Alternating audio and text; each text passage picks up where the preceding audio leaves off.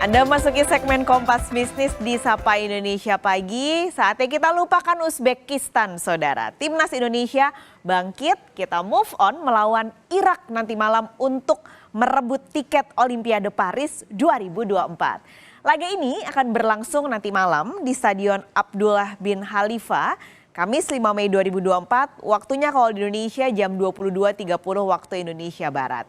Kalau tadi Anda menyimak Sapa Indonesia Pagi, kita sudah banyak bahas soal strategi dan juga taktik bola. Nah, sekarang di Kompas Bisnis, giliran urusan cuan. Berapa sih harga transfer Garuda Muda kita? Kita lihat ya data pertama.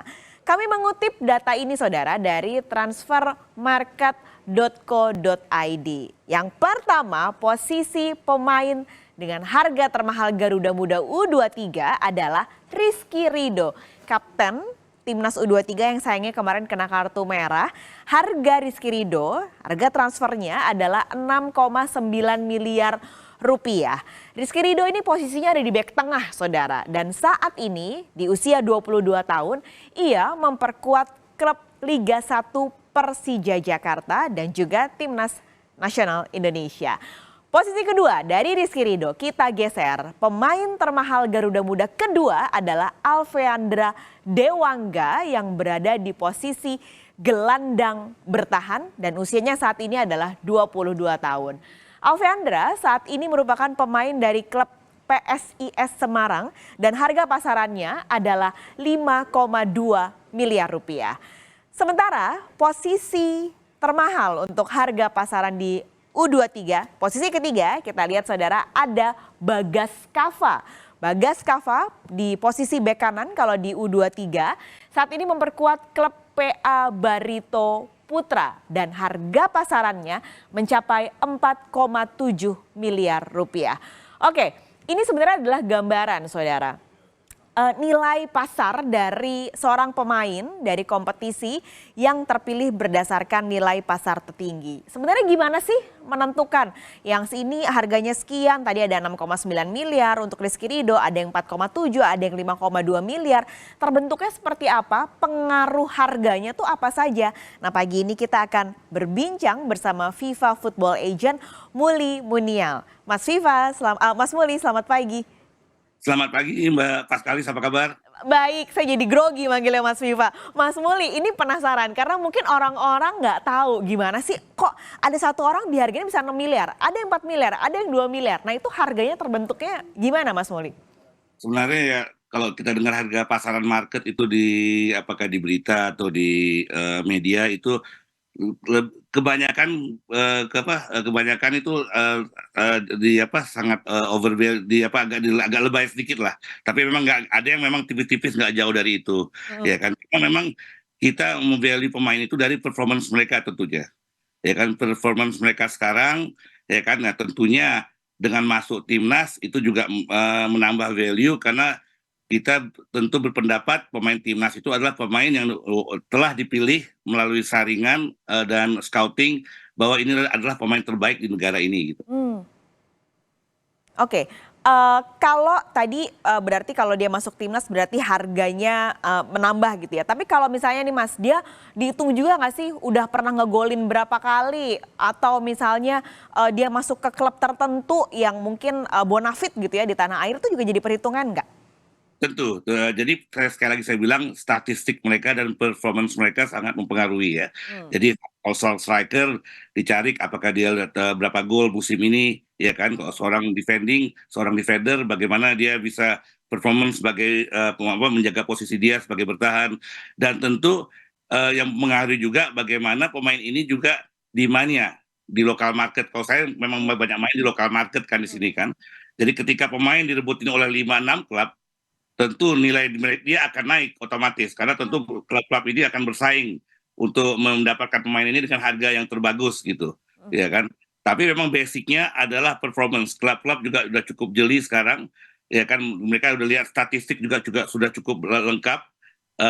Jadi based on that dan bagaimana apa langkahnya pemain itu, ya, dengan posisi dia, dengan permainan dia yang bisa didapatkan itu tentu menambah value dari pemain, Mbak. Oke, Mas kalau suka dapat kartu gitu sering gitu ya dia dapat kartu itu mempengaruhi harga juga nggak?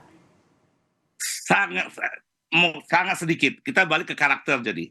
Oke. Jadi balik lagi mungkin jadi kalau soal kartu itu karakter. Kadang-kadang kartu itu terjadi jika ini memang bagian dari permainan bola, Hmm. tapi kadang-kadang ada kartu itu terjadi dari memang karakter pemainnya mungkin yang kurang kurang bagus atau bagaimana. Ya kan, itu tentu mempengaruhi. Tapi rata-rata kartu itu ya rata-rata seperti kita bilang apa yang terjadi oleh Rizky Ridho kemarin ya itu mungkin sangat accidental. Iya kan, Mbak. Jadi kita bukan bisa nilai bahwa dia gara-gara kartu merah itu dia nilai turun, ya tidak juga gitu. Oke, ini kalau kita bandingkan ya Mas ya dengan bursa transfer di luar negeri ini kan biasanya ditunggu juga oleh para penggemar sepak bola dan pergerakannya sangat dinamis. Kalau di pasar transfer Indonesia, apakah sedinamis dan secair yang terjadi di bola luar negeri, Mas?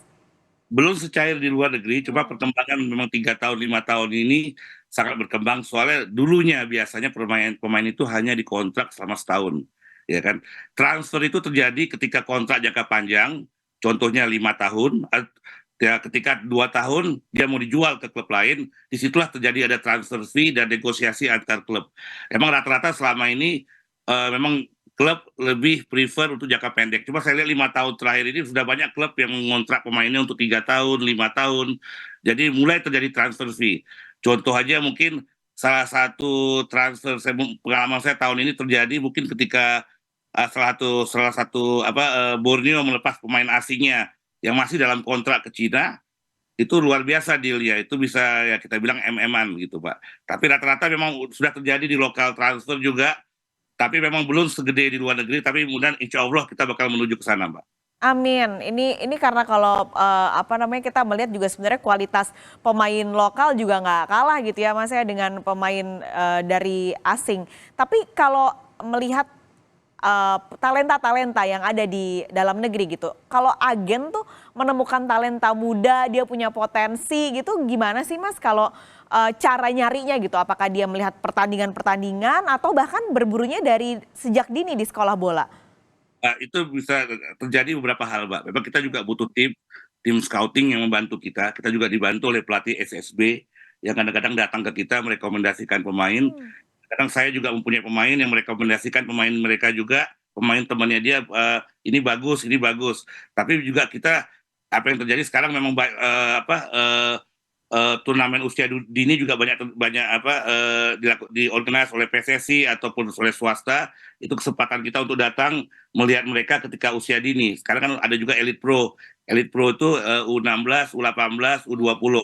Itu juga kesempatan bagi agen. Ada juga top score, ada juga Liga Kompas untuk yang junior. Itu kesempatan kita untuk datang melihat talent-talent muda ini, Mbak. Tentu dibantu oleh pelatih-pelatih juga, dibantu oleh teman-teman pemain juga yang memberikan rekomendasi gitu. Oke, kalau rekomendasi itu sudah diberikan dan agen ngelihat, oh iya nih kayaknya nih bibit unggul nih. Nah setelah itu biasanya apa yang dilakukan agen ketika menemukan calon superstar gitu? Ya memang kita tentu melakukan pendekatan ke orang tuanya terutama untuk anak-anak yang di bawah umur ya. Cuma memang ada peraturan FIFA juga ya mungkin kita tidak bisa menandatangani komitmen sebelum dia mungkin kontrak profesional pertama dia setelah 18 tahun ya. Itu juga kita harus jaga. Tapi memang masih grey di sini areanya, Mbak. Tapi tentu pendekatan-pendekatan ini kita lakukan. Ya saya ingat dulu ketika saya scouting, ketika memang kompetisi belum banyak, saya tinggal datang ke timnas, saya udah tahu, saya tinggal milih tutup mata gitu.